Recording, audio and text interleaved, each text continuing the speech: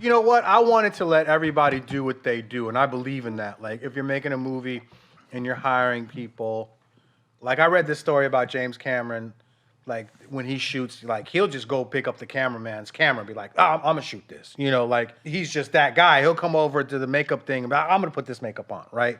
Like, and I've heard about directors like that, but I feel like if you trust people to do what they do because they're really good at it, then you should let them do what they do, and in fact, you'll get a better response from them because you're trusting them creatively to bring something to the table. So Michael Jai's coming with ideas. He's coming with his years of expertise. You're coming with ideas. You're coming in with your years of expertise, and also you're just natural comedic abilities that are over the top.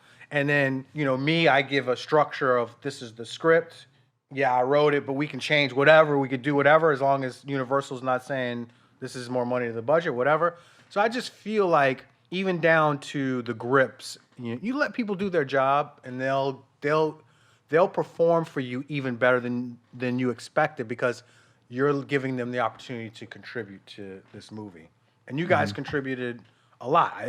I think the movie came out even better than we expected, which is hard to, you know, in your mind, you have one vision of what the movie should be, and somehow, you know, you never reach that pinnacle. And at least I know for a lot of filmmakers, they're never happy with the final product. But I was really happy with this because it exceeded, I think, what we started out to do. Now, how long ago did you write this movie? It all happened pretty quick, man. Like, this is a little bit of a story, but it's fun.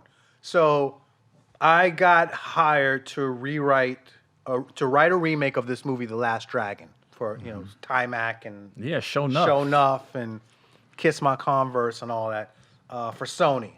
And my idea for reimagining it was kind of paying homage to the first one, but still making it relevant and brand new.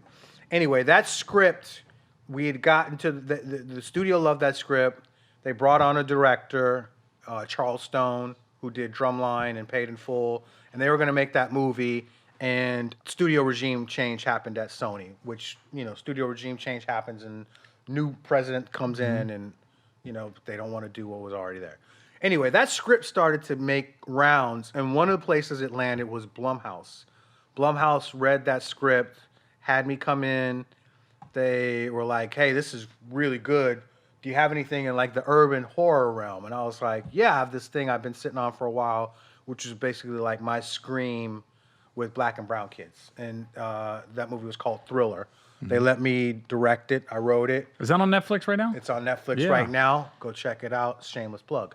Universal got The Last Dragon script, and they read it, and they said, you know, we're thinking about rebooting Sudden Death. Would you be interested?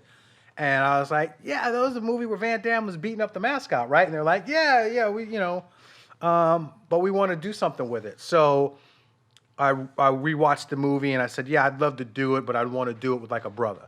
You know, like put a black man in this kind of die-hard situation, and they don't know that he's a badass, and they're like, that sounds fun.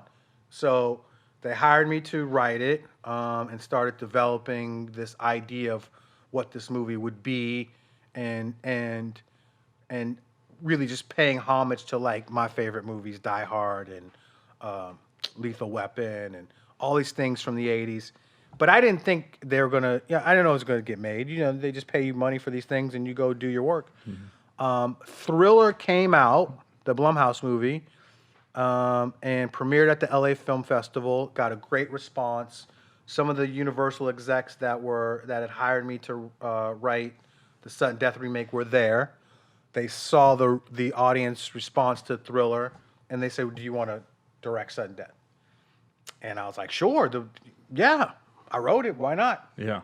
So that was all within like a year. Was this like 2018? This is 2018. Okay. The LA Film Festival was 2018. The movie premiered on Netflix in April of 2019. And I was location scouting in Winnipeg where we shot that April when Thriller came out. So before the movie came out, I had gotten the job to direct Sudden Death.